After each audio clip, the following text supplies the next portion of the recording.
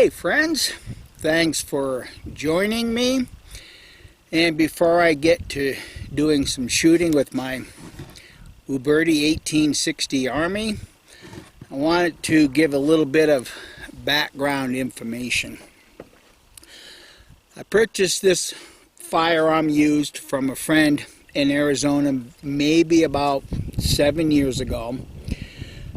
He was into cowboy action shooting, but although he didn't compete very often, he was more of a poet and told a bunch of cowboy poetry and things like that. So the firearm was not shot very often. Before I purchased it from him, obviously I took it apart and looked at the rifling and the mechanics, and everything was sound. So I got it home and immediately realized what the manufacture date was. The stamp right here shows it was manufactured in 2007.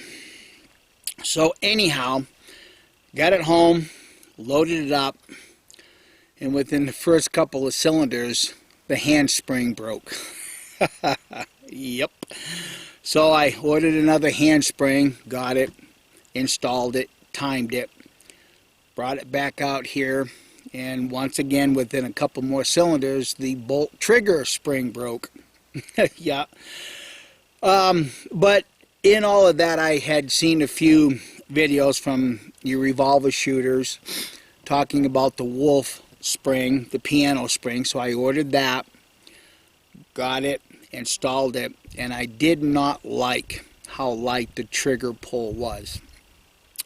Not having the material at the time to make or manufacture a trigger bolt spring, I just went ahead and ordered another one from Taylor's and Company.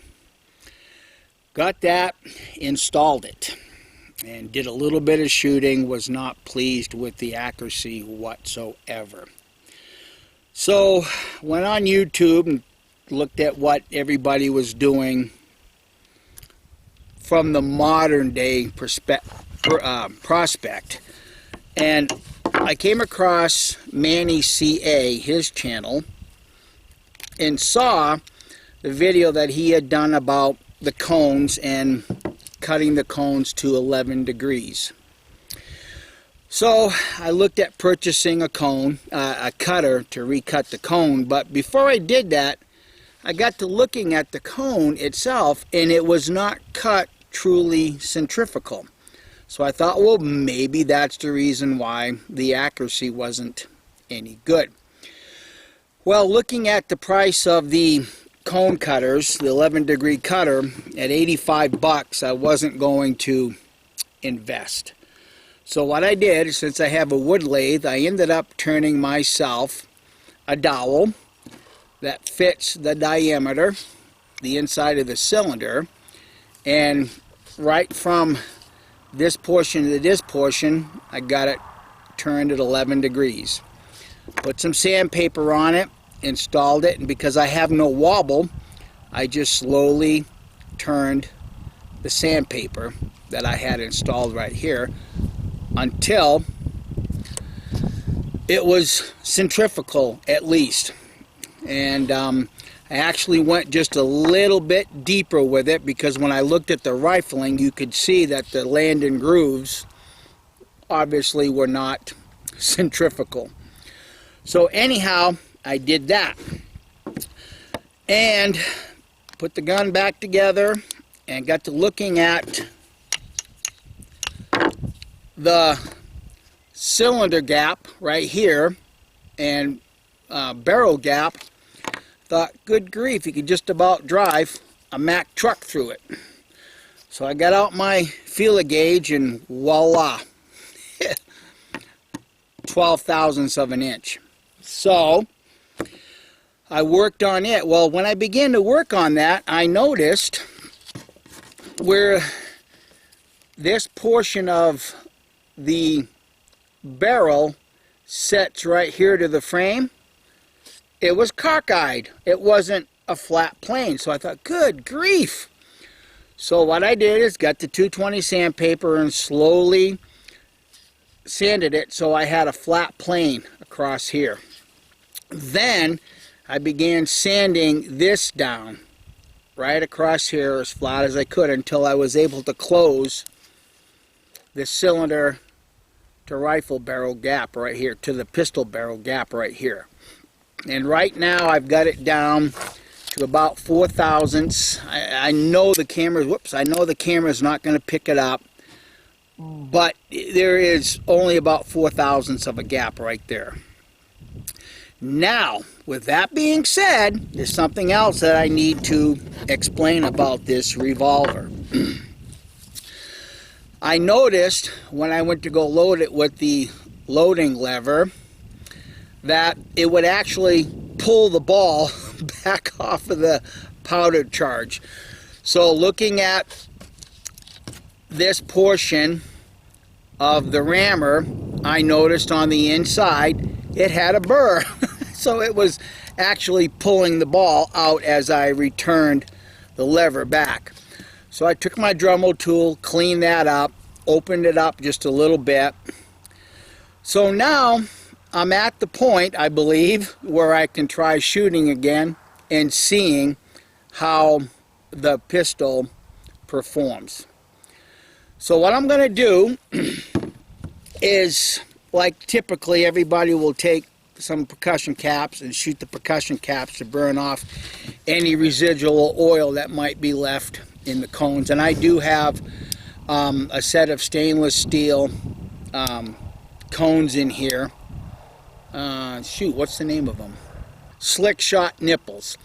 So with that being said, like what everybody has had to do, because primers are hard to come by these days, I got myself a percussion cap tool and I started making my own. And like everybody suggests, go with the Primol compound. Now I have to state at this point, I purchased the Primol compound to re-prime my small pistol primers for my 9mm. With that being said, I have not been happy at all with the performance of Primol. Not at all. So what I'm going to do is just see how they work just right here, just to dry off the oil that might be in the cones.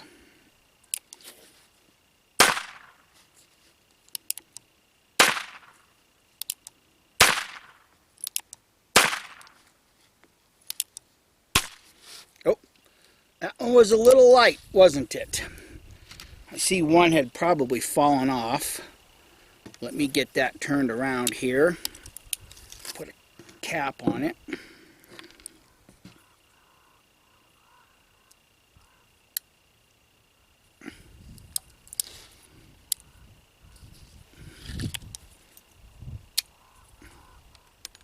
Not, oh, wrong one.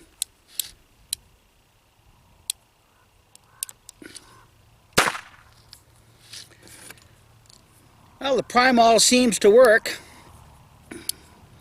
in these percussion revolvers a lot better than in my small pistol primers. But as a lot of you can notice, they're very dirty and they're very corrosive.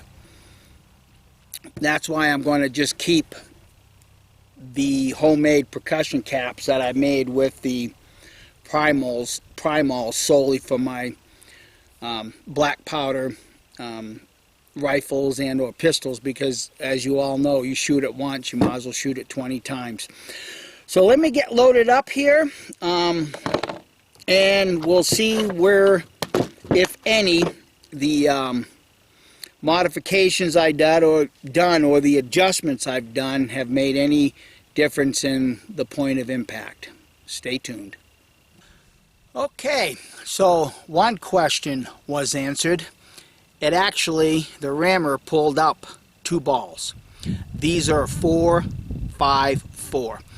Now my friend in Arizona, we have another mutual friend that has a machine shop, so I'm beginning to wonder at this time if I should not be shooting 4.57 round balls. So we'll just see what happens. I'm not expecting much at this point.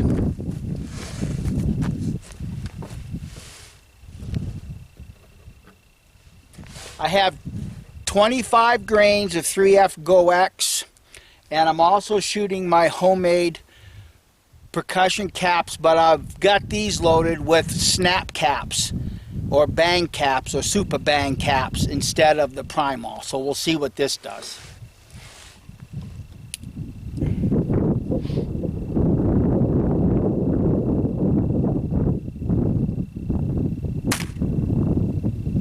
Nothing.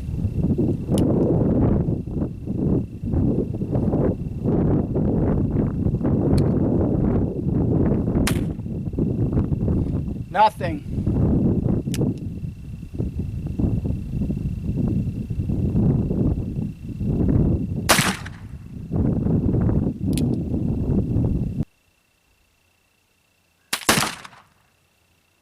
Delayed, obviously.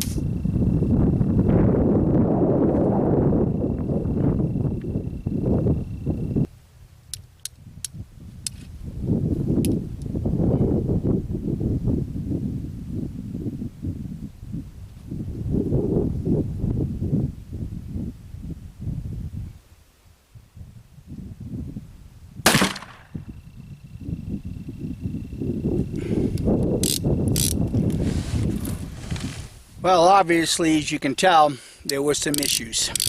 Let me go pull the target and see what we got. From here, I don't even think I hit the target. I think I'm shooting low. Okay, I'm not sure what the order is, but 1, 2, 3, 4, 5, and I'm not sure where the 6th one went.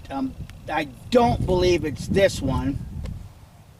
But this hole right here is a lot bigger than this one, so I may have punched the same hole. But anyhow, I'm going to try one more cylinder, knowing that it aims high.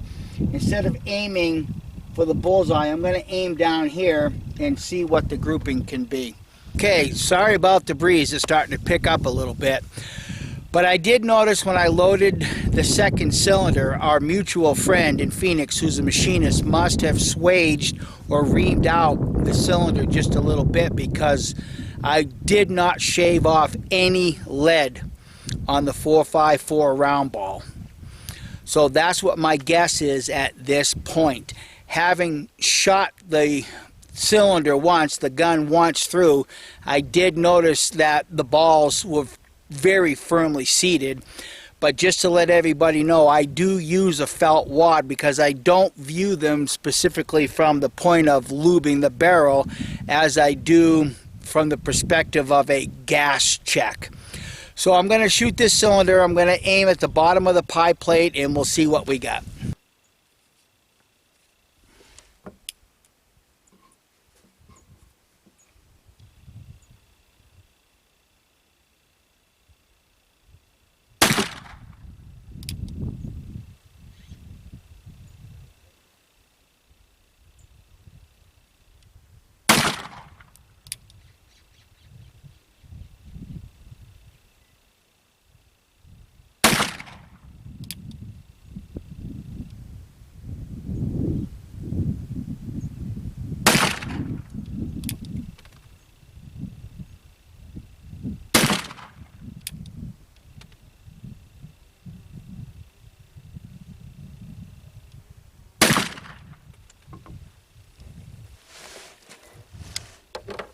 Also, to let you know, I did go into the house and I got number 11 percussion caps.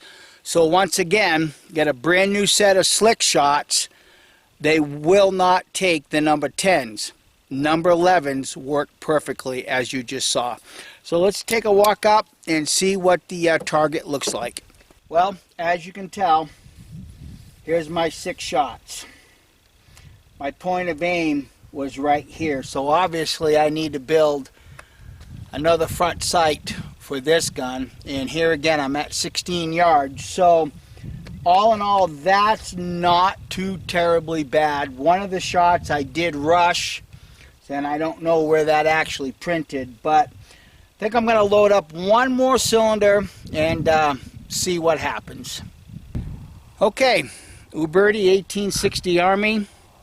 This time I have it loaded up with 30 grains of 3F GoX, number 11 percussion caps, and I always pack the forcing cone with lube when I load off of the gun. So let's see what it does. 30 grains GoX 3F, and once again I'm going to aim the bottom of the pie plate. So let's see if we can do anything better with 30 grains.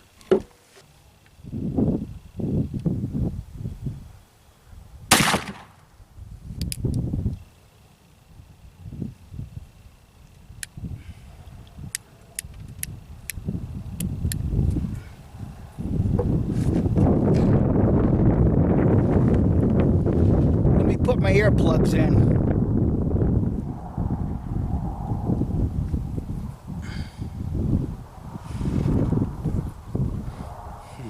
That might help a little bit.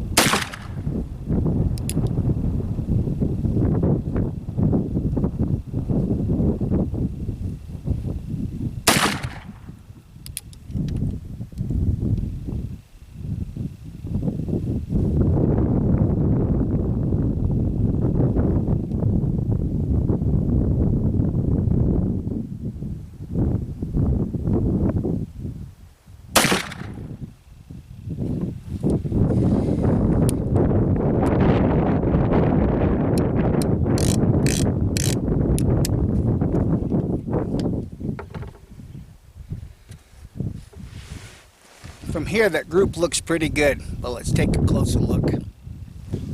Well, I think most of us should concede that that's a pretty good group. Once again, I was aiming down here, 30 grains, 3F with a 4.54 round ball, but I'm still of the mind I'm going to have to get a 4.57. So anyhow, thanks for watching, and we'll catch you next time around. Keep